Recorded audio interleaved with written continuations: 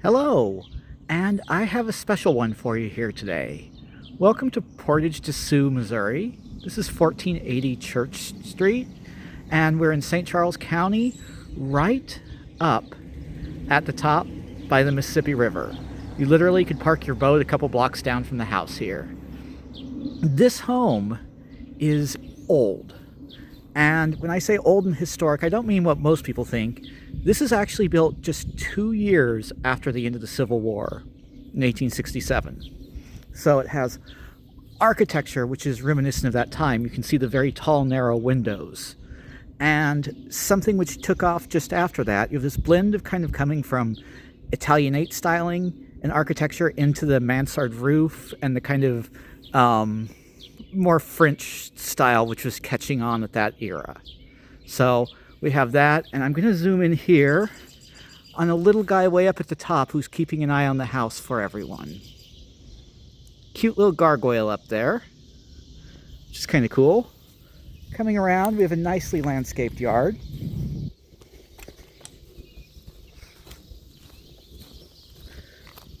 Little fountain pond area here.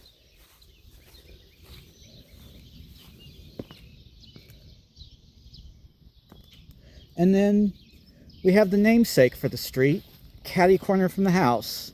Just before I started filming, the church bells were ringing.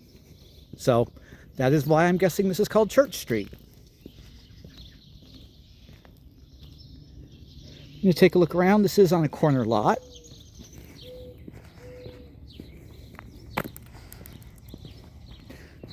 So this house was likely, I'm guessing, just looking as I was doing a little bit of architecture digging, it was built in a couple sections.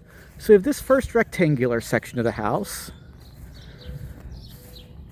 and then the brickwork is slightly different on the rear, although the roof is similar. So a lot of times people expanded homes as they went, and when we go inside I can kind of explain a little bit more about how that works on these homes.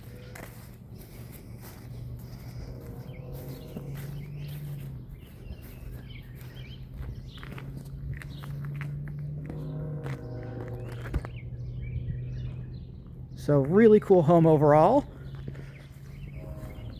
I will get the backyard afterwards because it has something very special in it too you'll want to see. But let's check out some of the historic architecture we have here. And again, this is one of the oldest, if not the oldest house in town. Everything else I'm seeing around here looks much newer. So this and the church were probably some of the oldest structures in Portage to Sioux.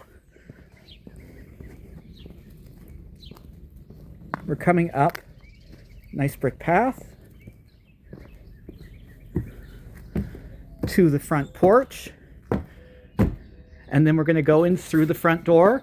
Now the front door is not able to be opened right now, so I'm just going to do this by transporting myself through it. And as if by magic, I have gotten us inside the main hallway of this home. So you can see the front door here is massive and has a transom, which many of the doors have in this house, and we'll talk about in a minute. Inside here, we have a hallway which runs from front to back. So if this was the original floor plan, that would have gone all the way through. Both these doors would stay open, or at least the transoms would, to allow some airflow back when it was 100 degrees before we had air conditioning. We have the front parlor. This was likely I would guess this was probably the formal room. So it's an enormous space here. It's only open off of this one room here. Windows, most of them have been updated, which is good in an old house like this because these windows are, I'd say they're about 7 feet tall. Now this is a little something I think is really cool. This is an old school wood stove. Now it's probably still usable, but it's 100 some odd years old, I'm guessing, and would have been the original source of heat in this room. So it looks like this room didn't have a fireplace originally, because this is the brick chimney, and you can see where the stack enters higher. But as we look lower, the bricks look pretty consistent across, which would indicate that they didn't just brick up an opening. So, not sure exactly the exact layout of this room. We're just kind of having to do a little bit of guesswork to figure out how it would have been used. You can see up there, we have social distancing deer up in the corner.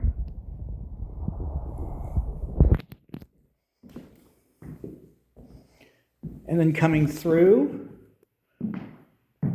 we have this living room, which again, very similar. I like the treatment here. If you remember the other room, the trim was stained under the windows. Here it's painted. This gives a different look. These ceilings are gigantic. They are, I'm going to guess, maybe 13 feet high. So really high, which was what you wanted in the summertime because it allowed you to let the heat rise. So the heat rises, stays up top, whereas it's reasonably livable down at human height at 6 feet or so. Probably less than that in the 1860s because people were shorter back then, what with their diet and what have you. Again, similar situation here with a different wood stove. This one looks like a more modern one, so, but it probably would have been one similar to in the other room originally. And this is the wood floor, which definitely appears to be original to the home. So in this era, wood floors were not considered to be something displayed the way they are now, or we use, high quality oak flooring. It was just the floor, and it was expected that you put something else on top of it, hand knitted rugs, things like that, that would cover it. Having a bare wood floor was not the luxury that it is. So it was not using the same type of wood. That said, it has a really good rustic charm to it and looks great. You look out that window, you can start to see part of the secret. Surprise. We have the second room here. And this would be a really good formal dining room. I'm just going to try this light again. We have plenty of light in here, but let's see what that does. Just so we can light up the ceiling rosette. I don't know if that's original or not. Obviously, the light fixture isn't because electricity hadn't been invented yet. So here we have this room. And again, same height windows. This is an electrical fireplace that's a piece of furniture. It's not what would have been there originally. And again, another transom.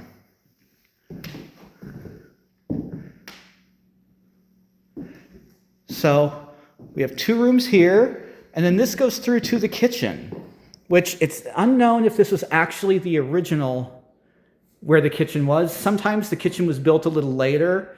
Earlier on in the 1800s, you had the kitchen in a separate house. So I'm not quite sure. This wall isn't quite thick enough to be the rear wall, so maybe this was built at the time. That's an architecture historian question.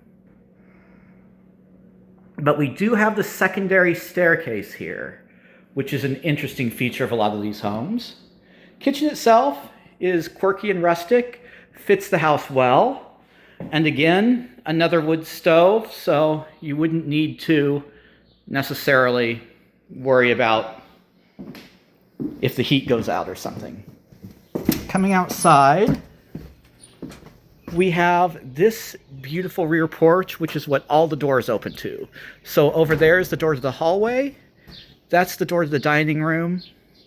And then this is the kitchen here. So this gives you nice outdoor living. You probably would have left those open all day long to keep the breeze going through. And as people invented mosquito nets to keep mosquitoes out, this probably became a screen porch as well.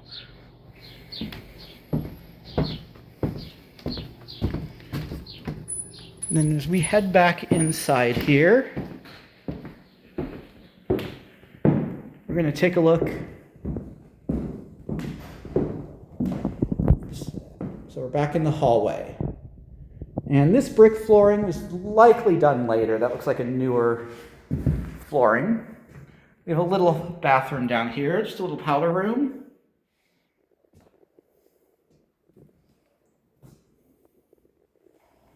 And then take a look at some of this detail on this staircase. This is very typical of the, I would say, pre-1880 era.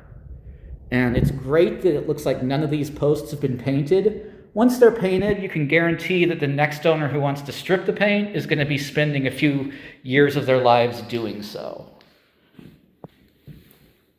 Nice octagonal newel post. Beautiful roundel. Look at some of that grain in this old growth wood. Coming up, there's some interesting little curves. You can see the way that this banister curves around. It's obviously multi-pieces, but it was made to fit into one piece. You can see there's a split there where it was joined.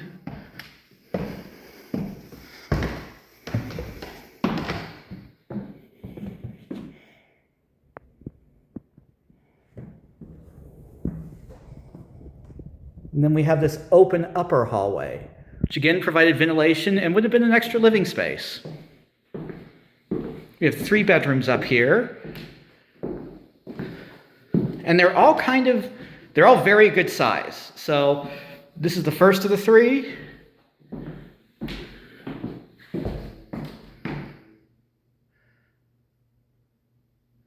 Again, it's been updated. We have a closet, and this does have its own washer and dryer connection in here. Sliding barn doors. And we have a shower.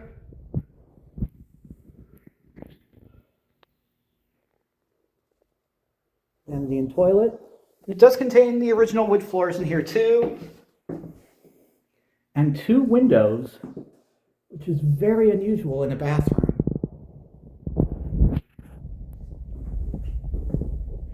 And up here, you can see this hole. That's the plate where they would have originally had the wood stove venting through. This house also has these little corner trims, which were a Victorian era invention to keep people from damaging the wall corners, and one that I really wish people still did.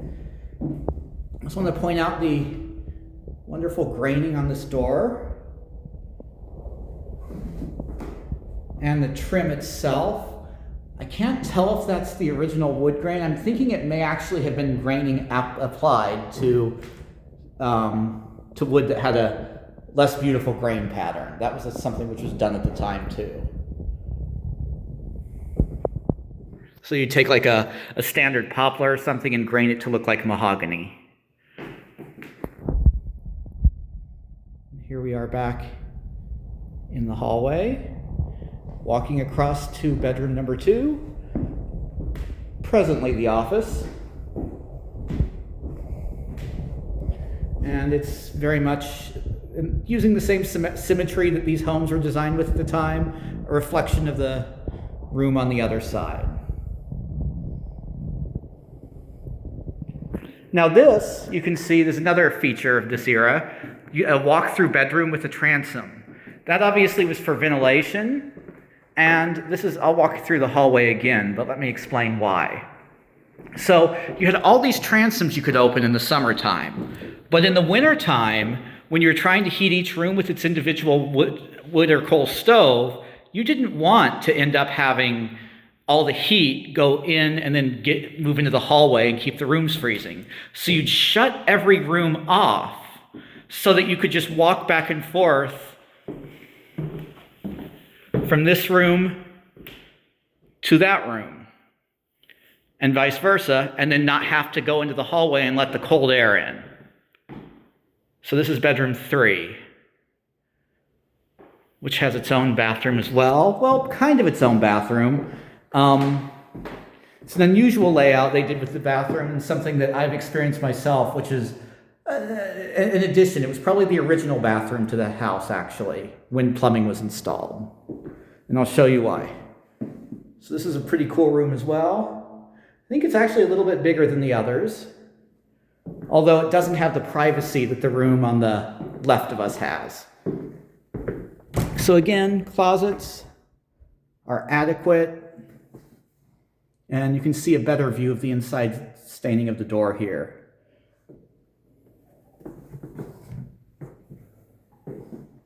I'm not sure if that's the wood grain or not, but I'm sure someone could tell me. Now, this is how they had to build the plumbing in these houses originally. So because plumbing was not installed in 1867 in most homes, it was run to one point, which is usually the rear of the house where the kitchen was. And then this was likely originally another bedroom and was converted into a bathroom later. So these aren't the features that would have been there, because we have a kind of modern standard shower. Clawfoot tub could have been, but I doubt it was exactly like that. It was probably a little bit more utilitarian. And obviously this sink here with a vessel sink wouldn't have been what would have been used. Then we have a little toileting and laundry nook, which is great for multitasking. Really cool flooring in here too. But again, so originally this was the bathroom, so everyone had to go down the stairs, down the main staircase, and come up this staircase or walk through someone else's bedroom to get to this bathroom originally. And that's likely why this staircase was built, was for access to that bathroom. So now we've descended back into the kitchen. We're seeing it from the rear. Looking back into the dining room there. And then coming outside.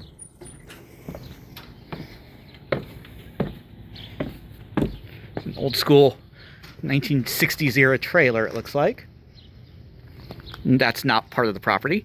Little puppy door, which is a little bit irrelevant when we have no screen door on the front there, but does indicate it was previously screened. Here, though, we have an in-ground pool. So if you're looking for something, just a unique home for yourself, or maybe something to use as a short-term rental to wow people, there's just all kinds of uses for this home. And it's something that will be the one that will become part of your identity. It's the one you'll be known by. I hope you enjoyed the video. Please remember to like and subscribe, and let us know which type of homes you'd like to see more videos of. Thank you.